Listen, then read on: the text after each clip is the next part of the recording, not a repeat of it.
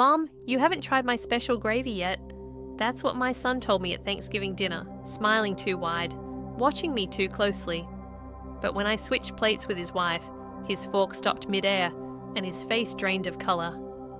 I didn't know yet that what I did in that single second would expose 3 years of lies. My name is Hortense Lyle. I'm 67 years old, and this is the story of how I discovered that the person I trusted most in the world had been systematically trying to erase me.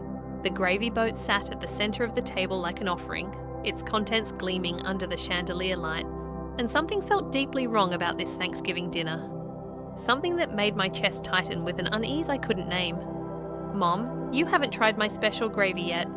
Greg's voice carried an enthusiasm that didn't match his eyes. He'd been hovering over me since I arrived, his smile too bright, his gestures too animated. "I made it just for you," he said. "Remember how you used to love my cooking experiments when I was little?" I did remember, but I also remembered that Greg had never shown interest in cooking until today, and certainly never made gravy from scratch. The memory of his childhood culinary disasters should have been endearing, but instead it sent a chill down my spine. "It smells wonderful, dear," I replied, watching as he ladled the thick brown liquid over my turkey with the devotion of a priest performing communion. 3 generous spoonfuls when one would have sufficed. "You've certainly outdone yourself." Across the table, Veronica kept her gaze fixed on her plate, picking at her food like a bird afraid of predators. Her usual chatter about her book club and yoga classes had been replaced by an uncomfortable silence. When I tried to catch her eye, she found a sudden fascination with the pattern on her napkin. "Veronica, aren't you having any of Greg's special gravy?" I asked, noting that her plate remained conspicuously dry. "Oh, I'm watching my sodium," she mumbled, still not looking up. "Doctor's orders." Greg shot her a look that could have curdled milk. "Come on, honey. It's Thanksgiving. Live a little." But Veronica's hand moved protectively over her water glass, and she shook her head with the firmness of someone who'd already made an irrevocable decision. That's when I knew it wasn't conscious thought that guided me, but the instinct honed by 67 years of reading people's faces, of surviving disappointments, of learning when something beautiful was hiding something ugly. My hands moved with casual purpose, reaching across the table for the salt shaker. "Oh, how clumsy of me," I murmured, deliberately jostling both our plates as I stretched. In the momentary confusion, I switched them with the sleight of hand that comes from decades of managing dinner parties and corralling grandchildren. Greg's fork froze halfway to his mouth. His face went white, then red, then white again. "Mom, that's Veronica's plate," he said. "Is it?" I looked down at the plate now in front of me, noting the smaller portion of turkey, the careful arrangement Veronica always preferred. "Well, no matter. Food is food, isn't it?" "But your gravy," Greg started, his voice cracking. "I'm sure Veronica won't mind sharing," I said. I cut a piece of turkey and chewed thoughtfully, watching my son's face cycle through emotions like a broken traffic light. Fear, panic, calculation. After all, we're family.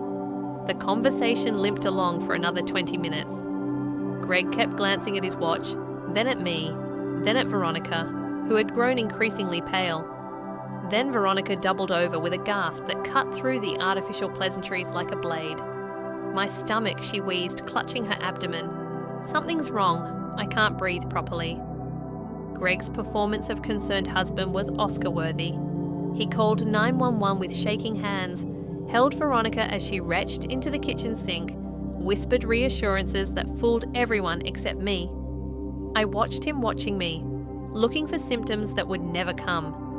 The paramedics arrived with professional efficiency, loading Veronica onto a stretcher while peppering Greg with questions about what she'd eaten, whether she had any known allergies.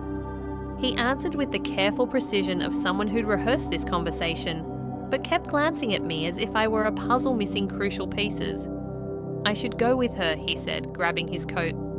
"Mum, will you be okay here? Can you clean up?" "Of course, dear. Take care of your wife."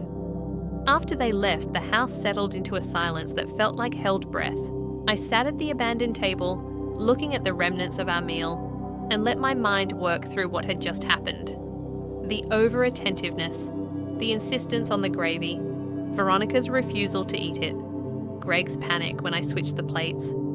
Someone tried to poison me tonight, my own son. I moved through their kitchen with purpose, finding a clean mason jar and carefully transferring the remaining gravy into it. Evidence. Then I washed the gravy boat thoroughly, dried it, and put it back in the cabinet as if nothing had happened. But something had happened. And as I drove home through the dark November streets, pieces of a larger picture began assembling themselves in my mind. The administrative paperwork Greg had been so insistent I sign last month, the papers I'd signed without reading carefully because I trusted him, because he was my son, because who suspects their own child of betrayal? Back in my study, I found the folder where I kept important documents. The durable general power of attorney stared back at me, its legal language suddenly crystal clear. In the event of mental incapacity, my son would have complete control over my finances, my medical decisions, my living arrangements, everything. A mild poisoning, nothing fatal, just enough to cause confusion and disorientation. Perhaps a trip to the emergency room where concerned family members might suggest that poor mother was becoming unsafe, unreliable, in need of supervision. I sat in my favourite chair, the one my late husband Frank had given me for our 40th anniversary, and felt something cold and hard settle in my chest. Not hurt. I was hurt in the past hurt. Not even anger, though that would come later. Just a crystalline clarity about what needed to be done. I reached for my phone and dialed a number I knew by heart. Mr. Wallace, it's Hortense Lyle. I know it's late, but I need to change my power of attorney tomorrow. Something's happened and I need your help. The mason jar sat on my kitchen counter like a sentinel. Its contents proof that sometimes the people who should protect you are the ones you need protection from. But I was not helpless, I was not confused, and I was certainly not finished. The morning arrived with unforgiving brightness, as if the sun itself was urging me toward the truth I'd spent 47 years refusing to see. I sat at my kitchen table with 3 years' worth of bank statements spread before me like tarot cards, each one revealing a fortune I hadn't known I was losing. $12,000 for emergency garage repairs last spring. I walked out to my garage and ran my hand along the walls Frank had painted himself in 1983. Not a crack, not a stain, not a single sign of emergency anything. $1,500 for prescription medications I'd never taken. $8,000 for home security upgrades that had never materialized. The numbers swam before my eyes. Each entry was a small betrayal that had accumulated into grand larceny. How had I been so blind? But even as I asked the question, I knew the answer. Greg had been careful, spacing out the requests, always with reasonable explanations delivered in that concerned son voice I'd grown to trust. A little here for car trouble, a little there for medical bills, never enough at once to raise suspicion, always accompanied by promises of repayment that never came. My phone rang, cutting through the morning stillness. Grandma, Ara's voice was barely above a whisper. Is Aunt Veronica okay? Dad said she got really sick at dinner. She's going to be fine, sweetheart. I kept my voice steady, but something in Ara's tone made me grip the phone tighter. Why are you whispering? I'm in my room. Mom and Dad think I'm asleep. A pause, then her words tumbled out in a rush. Grandma, I saw something weird yesterday when Dad was making the gravy. He had this little brown bottle. He kept looking around to make sure no one was watching, and then he put drops of something in it.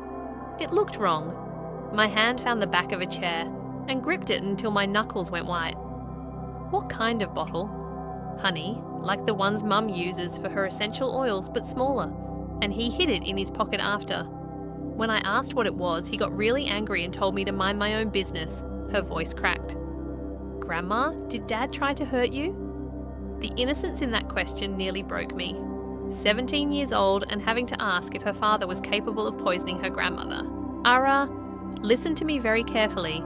You did nothing wrong by telling me this, but I need you to promise me something. Don't mention this conversation to anyone. Not your parents, not your friends, no one. Can you do that for me?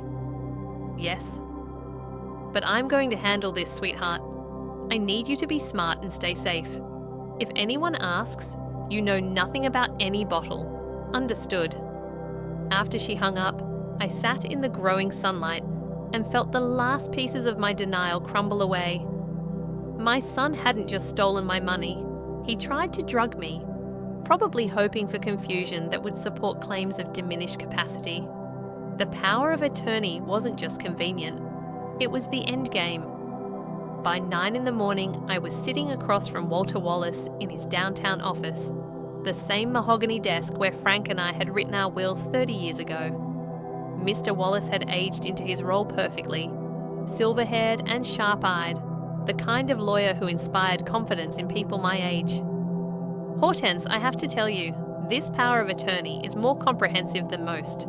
He adjusted his reading glasses and frowned at the document. It gives Gregory authority over virtually every aspect of your life. The moment a medical professional declares you incapacitated, financial decisions, living arrangements, medical care, everything, I want it revoked today. That's easily done. Who would you like to name as your new agent? My granddaughter, with myself as co-agent until she turns 18. Mr. Wallace's eyebrows rose. She's still a minor. Hortense, are you certain she's the only person in my family who hasn't lied to me recently? The words came out sharper than I intended. Draft whatever documents we need. I'll explain later, but right now I need to protect my assets. From his office, I drove directly to First National, where I'd banked for 42 years. Margaret Chen, the branch manager, greeted me with the warmth reserved for customers whose accounts had weathered multiple economic storms. Mrs. Lyle, how lovely to see you. How can I help you today? I need a complete 12-month statement for all my accounts, and I want to review any standing authorizations on file. Margaret's smile flickered slightly, the way it does when routine requests hint at underlying problems. Of course, let me pull everything up. 20 minutes later, I stared at papers that documented my own financial execution. The monthly $1,500 transfer to Gregory and Veronica's joint account had been running for 8 months. 8 months of automated theft, authorized by the power of attorney I'd signed in trust. Mrs. Lyle, Margaret's voice seemed to come from underwater. Is everything all right? Cancel that transfer immediately. Well, I'll need to verify with your power of attorney agent. The authorization requires I am revoking that power of attorney today. As of this moment, Gregory Lyle has no authority over my finances. I slid Mr. Wallace's freshly signed revocation across her desk. Cancel it now. Margaret's fingers flew over her keyboard with the efficiency of someone who'd handled family financial disputes before. It's done. The transfer scheduled for Monday has been cancelled and the standing authorization has been removed. But I want new security protocols on all my accounts. Any future changes, transfers, authorizations, anything requires my physical presence in this office with photo identification. No phone requests, no online modifications, no exceptions. That's quite restrictive, Mrs. Lyle. That's the point. As Margaret typed notes into my file, I thought about Greg checking his account next week, expecting the usual deposit that would no longer come. The realization that his financial lifeline had been cut would force his hand, reveal his true intentions. I was counting on it. Is there anything else? Margaret asked. Yes. If anyone calls asking about my accounts or claiming authority to make changes, I want to be contacted immediately, no matter what time of day. Driving home, I felt a strange lightness, as if I'd been carrying weights I hadn't realized were there. The paper trail of Greg's betrayal was now matched by a paper trail of my resistance, evidence and counter-evidence, theft and protection, all documented in the careful language of legal forms. My phone buzzed with a text from Greg. Mom, we need to talk. What is going on with the bank? I smiled and set the phone aside without responding. Let him wonder. Let him worry. For the first time in months, the uncertainty belonged to someone else. The war had begun, but I wasn't the helpless target he'd expected. I was a woman with resources, documentation, and most importantly, the cold fury of someone who'd finally seen the truth. The aftermath of anger always left me hollow, but this morning I felt something different.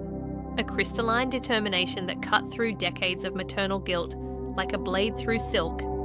I sat across from Mr. Wallace again, this time with a yellow legal pad covered in my careful handwriting.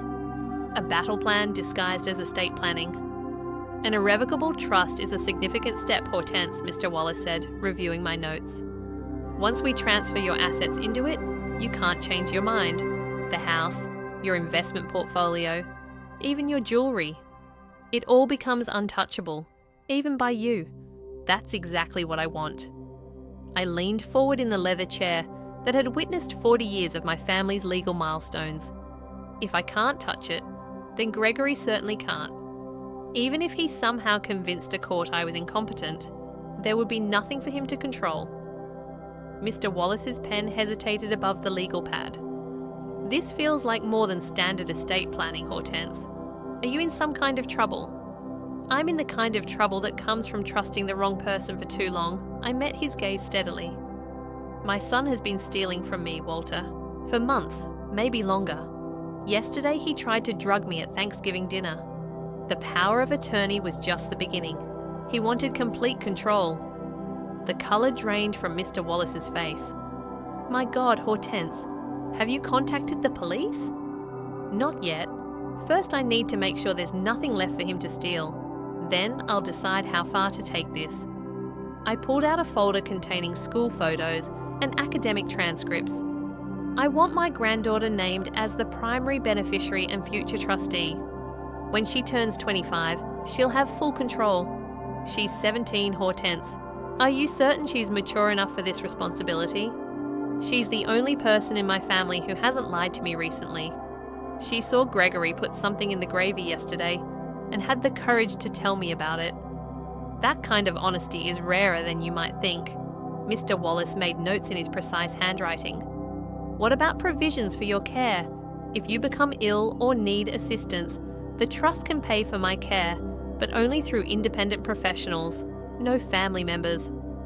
And Walter, I want a very specific clause in my new will. I slid a handwritten note across his desk. Anyone who challenges this trust or attempts to have me declared incompetent will be immediately and permanently disinherited. No exceptions, no appeals. He read my words twice, his expression growing more concerned. This is quite harsh, Hortense. It essentially cuts Gregory out entirely if he contests your decisions. Good. Let him know there are consequences for betrayal. By noon, we'd structured the fortress I needed. The irrevocable trust would hold my house worth $300,000, my investment portfolio of $450,000, and all personal property of significant value. A separate account would maintain $50,000 for my living expenses. Enough for years of independence, but not enough to make theft worthwhile. But I had one more surprise to spring. I want to establish a custodial trust for Ara, I told Mr. Wallace as we finished the paperwork. $150,000. She can access it for education expenses now, and the remainder when she turns 21. That's very generous. But it's not generosity, it's justice. I thought of all those falsified invoices, all those phantom expenses Gregory had charged to my accounts. That's approximately what my son has stolen from me over the past 3 years. I'm giving it to someone who will use it honestly. Mr. Wallace's assistant helped coordinate the transfers, a ballet of phone calls and electronic forms that moved my life's work out of reach of grasping hands. Each transaction felt like closing a door that should have been locked years ago. As we waited for the final confirmations, I called Mr. Wallace's office. Grandma, is everything okay? Everything is more than okay, sweetheart. I want you to know that I've set up an education fund for you. $150,000 for college and whatever comes after. Silence stretched across the phone line. Then a sound that might have been crying or laughing. Grandma, I don't know what to say. Say you'll use it wisely. Say you'll become the person I know you can be.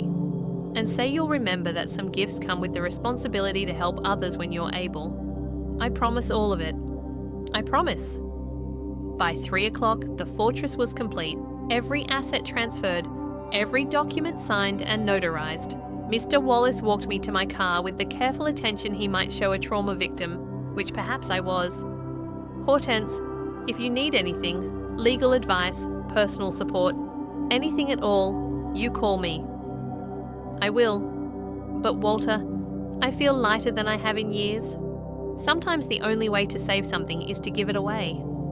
I drove home through the quiet afternoon past houses where normal families were probably sharing leftover turkey and watching football, blissfully unaware that someone in their neighbourhood had just waged a revolution in a law office. My phone had been buzzing intermittently, but I'd ignored it completely. Now parked in my driveway, I finally looked at the messages. 14 missed calls from Gregory, 8 from Veronica. Text messages that escalated from confused to demanding to frantic. Mom, why isn't the transfer going through? The bank says you changed your authorization. This is ridiculous. We need that money. Call me back right now. I'm coming over if you don't answer. I sat in my car and composed my response with the care of a diplomat delivering a declaration of war. I have spoken to my lawyer. I have changed everything. You no longer have any authority. I pressed send and then turned off my phone entirely. Inside my house, I made tea and sat in Frank's old chair, looking around at rooms that suddenly felt more spacious. The photographs of Gregory from childhood still lined the mantel, but they looked different now, like images of someone I'd once known but could no longer recognize. The doorbell rang insistently, followed by heavy knocking. Gregory's voice carried through the door, alternately pleading and demanding. Mom, I know you're in there. Open the door. We need to talk about this misunderstanding, but there was no misunderstanding. For the first time in months, I understood everything perfectly. I understood that love could be weaponized, that family could be a predator's hunting ground, and that sometimes the people who promised to care for you were the ones you most needed to escape. I didn't answer the door. The knocking eventually stopped, replaced by the sound of a car door slamming and tires squealing against asphalt. The silence that followed felt like peace settling over a battlefield after the last shot had been fired. My fortress was complete. Now I could wait to see what Gregory would do when he realized he was fighting a war he'd already lost. The peace I'd fought so hard to achieve lasted exactly 72 hours. On Monday morning, my phone rang with the sound of Ara's tears before she even spoke. Grandma, they're saying terrible things about you. Her voice was thick with crying. Mom and Dad told everyone at church yesterday that you're getting confused, that maybe you need professional care. Mrs. Henderson asked me if you've been forgetting things. I gripped the phone tighter, feeling rage bloom in my chest like a poisonous flower. What exactly did they tell people, sweetheart? That you've been making strange financial decisions, giving away money to strangers, forgetting conversations. Dad said he was worried you might not be safe living alone anymore. A fresh sob escaped her. Grandma, you're the smartest person I know. There's nothing wrong with your mind. No, there isn't, but there's something very wrong with theirs. I kept my voice steady, though every word felt like swallowing glass. This is just another attempt to control me.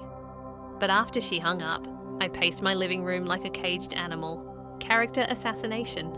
The oldest weapon in the manipulator's arsenal. If Greg could convince enough people that I was declining mentally, it would lend credibility to any legal action he might take. The doorbell interrupted my dark thoughts. Through the window, I saw a tall man with graying hair and a rumpled coat. Mrs. Lyle, I'm Detective Patrick O'Connell, retired. Your lawyer, Mr. Wallace, asked me to look into some matters for you. I led him to my living room, noting how his eyes took in everything. The neat furniture, the organized bookshelves, the absence of any signs of confusion or neglect. This was a man trained to see what others missed. Mr. Wallace mentioned you might be dealing with some family difficulties, he said, settling into Frank's old chair with easy authority. I've brought something I think you should see. He pulled a manila folder from his briefcase and handed me a printed email. The header read, Golden Years, Senior Care Services, and the subject line made my blood freeze. Urgent request for cognitive evaluation for elderly parents. I read aloud, my voice growing sharper. My mother-in-law, Hortense Lyle, age 67, has been exhibiting concerning signs of cognitive decline. She has been making erratic financial decisions and seems confused about conversations we've had. We are seeking a professional evaluation to determine if she requires supervised care. Sincerely, Veronica Lyle. Detective O'Connell leaned forward. This email was sent Friday afternoon to 3 different elder care facilities in the county. None of them responded. Ethical facilities don't conduct evaluations without the patient's consent, but it shows intent. I stared at the paper until the words blurred. Intent. They intended to have me declared incompetent, to sweep away my independence with medical opinions bought and paid for. The speed of their escalation told me everything I needed to know about how desperate they'd become. 20 minutes later, I stood on my son's front porch. The printed email folded in my coat pocket like a loaded weapon. Veronica answered the door in her yoga clothes, her face cycling through surprise, guilt, and calculation in rapid succession. "I'm here to see you," I said, stepping past her into the foyer. In their living room, I pulled out the email and held it between us like evidence in a courtroom. "I know what you are planning," I said, my voice carrying the authority of absolute certainty. "I will not be intimidated, and I will not be erased." Veronica's face went ash white. "I don't know what you're talking about." "Golden Years Senior Care Services," I said. "Cognitive evaluation for erratic financial decisions." I watched her crumble with each phrase. "Did you really think I wouldn't find out?"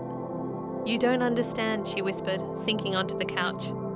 "Greg said you were getting confused, making bad choices. We were worried about you. You were worried about your monthly allowance disappearing. There's a difference." I left her there, still clutching her excuses, and drove home with the grim satisfaction of someone who just fired a warning shot across enemy lines. But wars have consequences, and mine arrived that evening in the form of Ara's tear-stained face at my front door. "They won't let me see you anymore," she sobbed, falling into my arms. "Dad said you've been filling my head with lies, that you're sick and trying to turn me against my own parents. They said if I keep coming here, they'll send me to live with my aunt in California." I held my granddaughter while she cried, feeling the last of my restraint crumble away. They'd crossed the final line by weaponizing a child's love. "Ara, show me your phone," I said quietly. "Do you still have the recording app we used for your history project last month?" She nodded, confused, and pulled out her phone. "But why?" "Because I want you to record something for me. A conversation your parents think no one else is listening to." That night, Ara called me from her bedroom, her phone hidden, but recording as her parents argued in the hallway outside her room. Veronica's voice came through clearly. It was supposed to be her. "Greg, I told you not to switch plates." And then Greg's response, the words that would change everything. She was only supposed to be tired, not poisoned, just enough to cause concern, to make people think maybe she needed help. When it ended, I sat in the darkness of my bedroom holding evidence that could destroy my son's life, but he'd already tried to destroy mine. I called Detective O'Connell. My voice is steady as stone. "I have the tape. It's time."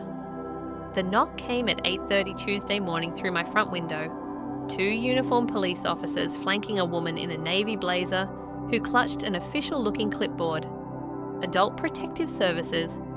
Greg and Veronica had escalated to their endgame. I smoothed my grey wool dress, checked my appearance in the hall mirror, and opened the door with the composure of someone who'd been expecting this moment for days. "Mrs. Lyle, I'm Sarah Martinez from Adult Protective Services. We've received a report expressing concern about your welfare. May we come in?" "Of course." I stepped aside, noting how their eyes swept my immaculate entryway, searching for signs of neglect or confusion they wouldn't find. "Would you like coffee? I just made a fresh pot." The officers exchanged glances, clearly not the reception they'd anticipated from a supposedly impaired elderly woman. Ms. Martinez consulted her clipboard. "Mrs. Lyle, we've received reports that you may be experiencing some confusion, making impulsive financial decisions, and possibly being taken advantage of by strangers. How interesting." I settled into my favorite chair, hands folded calmly. "Before we continue, I'd like to call my attorney." "Nothing involving APS is informal, duh. Please make yourselves comfortable while I make 2 phone calls." Mr. Wallace arrived within 20 minutes, his silver hair impeccable despite the early hour. Detective O'Connell followed 5 minutes later, his presence adding weight to the proceedings that Ms. Martinez clearly hadn't expected. "Ladies and gentlemen," Mr. Wallace announced as he set his briefcase on my coffee table, "my client will cooperate fully with your assessment. But let me be clear, there is no presumption of incapacity here. Mrs. Lyle is a competent adult who has recently discovered she was the victim of financial abuse and attempted poisoning by her own family members." Ms. Martinez's pen froze above her clipboard. "I'm sorry, did you say poisoning?" Detective O'Connell leaned forward. "That's correct. We have audio evidence of Mrs. Lyle's son admitting to putting an unknown substance in food intended for her consumption. The only reason she wasn't harmed is because she had the presence of mind to switch plates with another dinner guest. The report you received came from the same individuals who stand accused of attempted poisoning and financial exploitation. They're currently being investigated for elder abuse." I watched Ms. Martinez's face change as the situation reframed itself entirely. No longer was she assessing a confused elderly woman. She was sitting in the middle of an active criminal investigation. For the next hour, I laid out the evidence with surgical precision. The revoked power of attorney, the discovery of unauthorized transfers totaling over $36,000, the irrevocable trust that protected my assets from further theft. Detective O'Connell produced bank records, email printouts, and finally the audio recording that made Officer Reynolds whistle low under his breath. "Based on what I've seen and heard today," Ms. Martinez said, "I'm dismissing this petition immediately. Mrs. Lyle, you're obviously competent and have taken appropriate steps to protect yourself. I apologize that you've been put through this process." After they left, I sat with Mr. Wallace and Detective O'Connell, feeling oddly deflated. The victory felt hollow. I'd proven my competence, but at the cost of destroying my family. "What happens now?" I asked. "Now you decide how far you want to take this. The evidence is solid enough for criminal charges, but that's your choice to make." I thought of Ara, banned from seeing me, of the whispered conversations at church, the damage to my reputation that would take years to repair, of the other elderly parents who might fall victim to similar schemes if people like Greg face no consequences. I want to press charges. The district attorney's office occupied an entire floor of the county courthouse, all marble and mahogany designed to intimidate. But I wasn't intimidated. I was determined. Assistant District Attorney Catherine Chen listened to my story with the focused attention of someone who'd seen too many cases of elder abuse. "Mrs. Lyle, what your son and daughter-in-law did constitutes several felonies: attempted poisoning, financial exploitation of an elderly person, conspiracy to commit fraud." She reviewed the documents I'd brought. "This audio recording is particularly damning. Given the strength of your evidence, I'm confident we can build a solid case. Are you prepared for what this means? Criminal charges against your son will likely destroy your relationship permanently. He destroyed our relationship when he tried to poison me, Miss Chen. I'm just making it official." That afternoon, Detective O'Connell called to inform me that Greg and Veronica had been contacted by the police and advised of the investigation. "They've lawyered up," he said. "Are you sure you're ready for this fight?" "I've been ready since Thanksgiving dinner." The call came that evening. Greg's voice tight with barely controlled fury. "This is insane. Mom, you're going to destroy our family over a misunderstanding. There was no misunderstanding. Gregory, you tried to drug me so you could steal my money and put me in a nursing home. The only thing I'm destroying is your ability to hurt me again. This is going to end up in court. You're right. It will end." I kept my voice calm even as my heart raced. "And you should be careful because now if anything happens to me, the police know exactly who to look for first." The silence stretched across the phone line until finally Greg hung up without another word. I set the phone down and walked to my kitchen window, looking out at the December evening. Streetlights flickered on automatically, illuminating a neighborhood where most families were probably gathering for dinner, sharing their days, planning their futures together. My family was gone, but for the first time in months, I felt clean, purified by truth, strengthened by justice, ready to build whatever came next on a foundation of honesty rather than manipulation. The war wasn't over, but the most important battle had been won. I was still standing, still fighting, still free. The silence that followed was deeper than I'd expected. Detective O'Connell confirmed what I already knew when he called. Thursday morning. The investigation is moving forward. Mrs. Lyle, Gregory, and Veronica have been formally notified, and their attorney has advised them to cease all contact with you pending resolution of the case. They know they've been caught. That phrase echoed through my mind as I walked through rooms that suddenly felt larger, as if removing the threat of invasion had expanded their very walls. I started with the photographs. 40 years of Christmas mornings, birthday parties, graduations, all the moments when Greg had worn the mask of a loving son. I couldn't bring myself to destroy them entirely, but I couldn't bear to see them every day either. They went into a box in the basement, along with the gifts he'd given me over the years. Not disposal, but displacement. The difference mattered. Next came the documents. Every piece of correspondence that referenced the power of attorney. Every bank statement showing his unauthorized withdrawals. These I kept, organized in a filing system that would make an accountant weep with joy. Evidence of betrayal, but also evidence of survival. The doorbell rang Saturday afternoon, and I opened it to find Ara standing on my porch with red eyes and a tentative smile. I told them I was visiting a friend, she said, falling into my arms. I bought a bus ticket with my babysitting money. I couldn't stay away anymore. You brilliant, brave girl. I held her tight, breathing in the scent of her strawberry shampoo, feeling pieces of my heart reassemble themselves. In my study, I handed her a manila folder thick with documents. This is my story, sweetheart, what they tried to do and what I did to stop them. You can keep it, publish it, or burn it. But you must know you have history, and it was not made in silence. Ara opened the folder with trembling hands, reading the first page, my handwritten account of Thanksgiving dinner. The gravy. The moment I realized my own son meant me harm. This is proof that even when people try to erase you, you can choose to remember yourself. We spent the afternoon reviewing bank statements and legal documents, transforming a granddaughter into a guardian of family history. Before she left, I handed her a copy of my new will, the final version, witnessed and notarized just that morning. The house goes to you when I'm gone, I explained. Everything in the trust, everything I've built, it's yours. Use it wisely, use it kindly, but use it as you see fit. What about Dad? Your father chose his inheritance when he chose his actions. Some choices echo through generations. Ara, this one will too. Sunday morning arrived crisp and bright, December settling into its rhythm of shortened days and early darkness. I made coffee and carried it to my front porch, wrapping Frank's old cardigan around my shoulders as I settled into the wicker chair he'd bought me for our 35th anniversary. The street was quiet, except for the Hendersons walking their ancient golden retriever and Mrs. Patterson retrieving her newspaper in her bathrobe. Normal people living normal lives, unaware that their neighbour had just fought and won a war for her very existence. But that was as it should be. The best victories are quiet ones, where the only witness you need is yourself.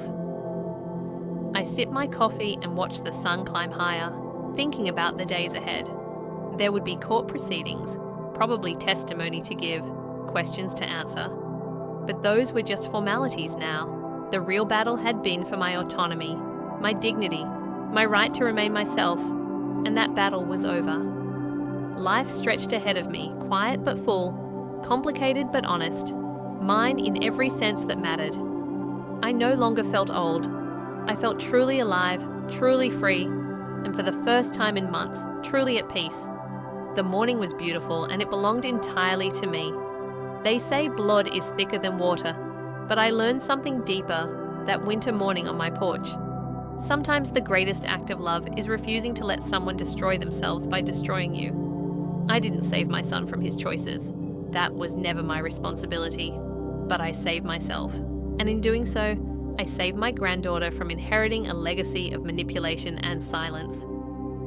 I think of that gravy boat now, sitting in some evidence locker, and I realize it was never about the poison. It was about the moment I chose to trust my instincts over my desperate need to believe in goodness that no longer existed. That split second when I switched those plates wasn't just self-preservation. It was the first honest thing that had happened in our family in years. Real love doesn't enable destruction. Real love draws boundaries, demands truth, and sometimes says no to protect what matters most. If you're standing at your own crossroads, holding your own metaphorical plates, maybe you've been told you're wrong, that you're ungrateful, that family comes first no matter the cost. I want you to know something clearly. Your life is yours alone. Your safety, your dignity, your peace, these are not negotiable. You don't owe anyone access to your vulnerability, especially not the people who claim to love you while harming you. Trust yourself. You know the truth even when everyone around you is lying. Choose truth over peace if it comes down to it. Choose yourself over belonging. Choose your independence over their control, no matter how much they promise it's for your protection. Your courage might be the thing that saves not just you, but the generations watching. Your daughter, your granddaughter, your nephew watching, to see if it's possible to stand alone, to say no to family, to choose honesty over preservation. They're all watching to see if it can be done. Tell someone who's doubting themselves right now that it's not fine to stay silent. Tell them you see them. Tell them they're not crazy, they're not ungrateful, they're not wrong for seeing what's happening. Tell them that sometimes walking away isn't giving up. Sometimes it's the only way to win. Sometimes the most powerful thing you can do is choose yourself.